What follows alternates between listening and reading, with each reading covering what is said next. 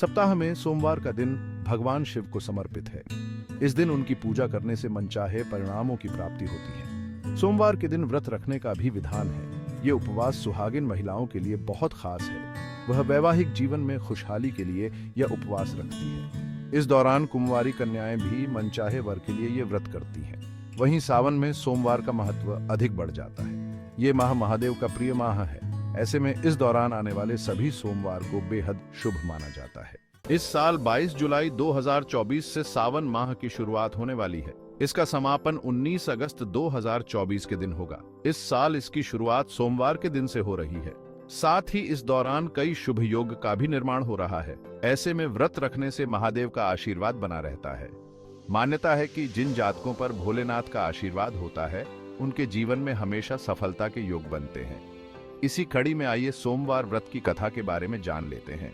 सोमवार व्रत कथा।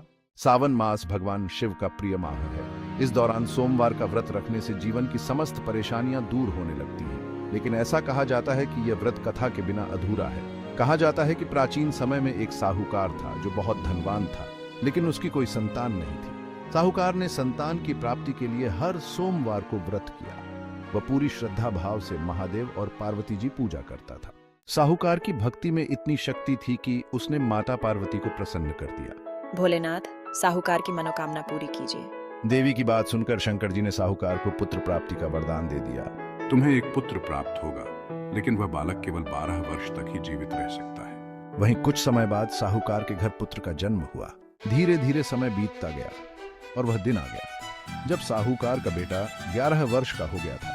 साहूकार ने अपने बेटे को शिक्षा ग्रहण के लिए मामा के साथ काशी भेज दिया। काशी जाते समय रास्ते में किसी कन्या का विवाह हो रहा था और जिस राजकुमार के साथ कन्या का विवाह होने वाला था, वह एक आंख से काना था। वहीं राजकुमार के पिता ने बेटे के एक आंख से काने होने की बात छुपाने के लिए साहूकार के बेटे से अपनी कन्या का विवाह करा दिया। वहीं साहूकार के बेटे ने राजकुमारी की चुनरी के पल्ले पर लिखा कि तुम्हारा विवाह मेरे साथ हो रहा है, लेकिन मैं असली राजकुमार नहीं हूँ। जो असली है वह एक आंख से काना है। सचमुच ये एक बहुत ही अनोखी और दिलचस्प घटना थी। साहूकार के बेटे की ये बात सुनकर राजकुमारी ने ये बात अपने माता पिता को बताई। ये सारी सच्चाई सुनकर राजकुमारी के माता पिता ने अपनी कन्या को विदा नहीं किया। वहीं साहूकार का बेटा अपने मामा के साथ जैसे ही काशी पहुंचे तो उन्होंने यज्ञ किया। यज्ञ वाले दिन उसकी आयु 12 वर्ष होनी थी। मामा जी, मैं ठीक महसूस नहीं कर रहा हूँ, मैं सोने चला जाता हूँ। बता दें, भोलेनाथ के वरदान के अनुसार सोते ही बालक के प्राण निकल गए। जब मामा ने मृत भांजे को देखा तो वह रोने लगा। संयोग की बात यह थी कि उस समय शिवजी और पार्वती जी वहां से गुजर रहे थे। जब उन्होंने साहूकार के बेटे को देखा तो मालूम हुआ कि यह तो वही साहूकार का पुत्र है जिसको 12 वर्ष तक जीवित रहने के वरदान दिया था। प्रभु इसे आयु प्रदान करें, नहीं तो इसके माता पिता यह बात सहन नहीं कर पाएंगे। माता की बात सुनते ही भगवान शिव ने साहूकार के बेटे को जीवन दान दे दिया। फिर जब वह काशी से शिक्षा समाप्त कर घर की ओर निकला तो रास्ते में वह उस नगर पहुंचे जहां उस लड़के का विवाह हुआ था। वहां पहुंचकर उन्होंने यज्ञ का आयोजन किया। पिताजी, ये वही साहूकार का बेटा है। इस दौरान राजकुमारी के पिता साहूकार के बेटे को पहचान गए। उन्होंने अपनी पुत्री को उसके साथ विदा कर दिया।